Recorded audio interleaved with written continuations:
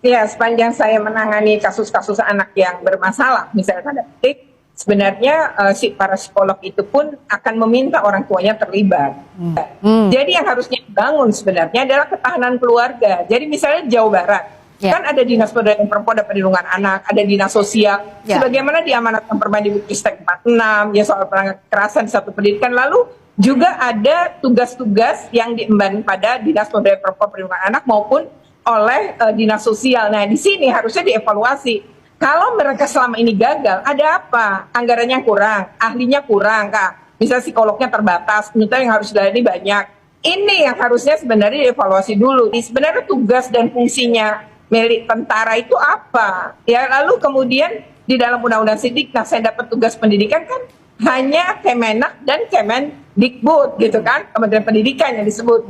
Nah, tapi kan tidak ada TNI dalam hal ini gitu. Lalu bagaimana kurikulumnya? Dan satu lagi, ini menurut saya tidak ada kemudian dengan stakeholder pendidikan termasuk Kemendikbud. Terus itu dan tidak melulu pendisiplinan secara militer ya Mbak ya. Oke, tadi hak pendidikan yang disoroti termasuk juga pelibatan orang tua. Astagfirullah, Bu, maksudnya begini. Bukan masalah harus ada ketahanan keluarga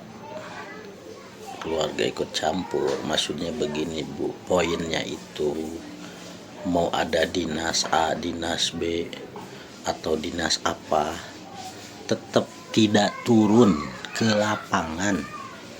Tidak ada yang menyentuh rakyat, Bu. Masalahnya itu aja sih sebenarnya. Nggak usah panjang lebar kemana-mana.